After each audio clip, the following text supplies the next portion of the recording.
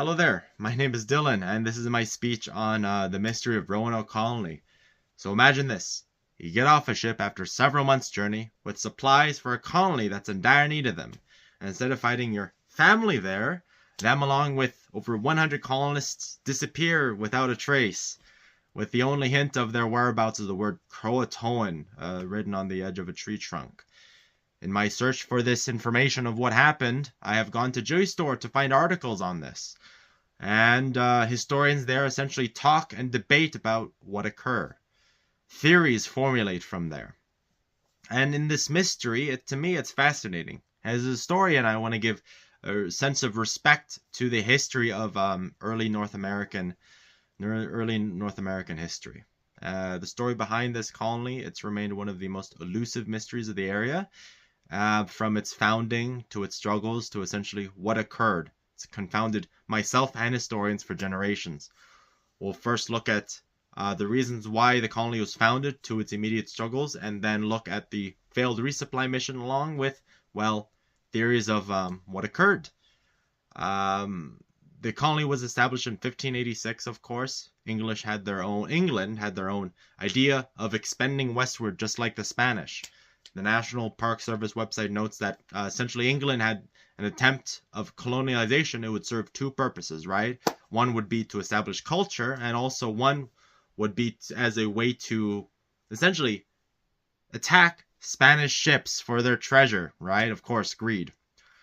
In an area of what is now North Carolina, the settlers faced some challenges already, right? Just within the first couple months. They had the confidence for some reason that the land would give them resources, and yet it didn't. Along with people living there, attacked them. They were in a state of desperation, and so by the next year, the colony was abandoned.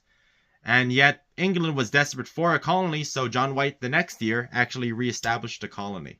Or at least tried to, right? By 1587, he went back with 100 settlers to try to essentially establish an area. He even brought his family over. His granddaughter was the first English-born person settled there, Virginia Dare. But get this, by 1588, he had to leave for supplies. And so essentially what happened, due to delays, he returned in 1590, and yet the colony was gone. There was no trace, and the word Croatoan, for some reason, was written on there, on a post. Severe storms, of course, prevented essentially a search of the area, with one author noting that expeditions of small boats were upset by a dangerous sea, and several men died because of that. But because of that, questions started to rise on, well, what happened to these colonists, right? So some speculation, of course, is the environment and essentially attacks of the native peoples. So from the colonist perspective, there was, well, no return ship. And so they were hungry, right? And so problem was, there was a drought. One author notes that it was the worst drought in 800 years on the coast. People got hungry, they left, and possibly in this journey to a new area of Croatoan, well, they were attacked by native tribe, and they passed away. This would explain no struggle in the land, and essentially the colony itself.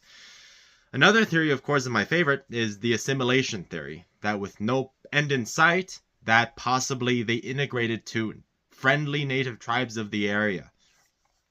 One author noting that in 1608, an Indian actually reported that possibly some of the English survived, integrating into four tribes into what is now eastern North Carolina, surrounding the colony. Well, now essentially that's the general history of Roanoke Colony. Whether you want to dig deeper, well, is up to you. Roanoke Colony is the first attempt at England. It was an unmitigated disaster, to be honest. From lack of supplies to a delay in a resupply mission, it sparked numerous debates on what occurred. Whether or not these colonists were victims of an attack or quietly joined native tribes, it's important to consider the mystery, right? If they did survive and integrate, I wonder, to be honest, how many descendants of the colony live in the United States today, compared to, let's say, that of Jamestown or Plymouth. It's a fascinating thing to me, seeing essentially the genealogy, how far we can trace back our lineage to our time in America. Thank you. That is my speech.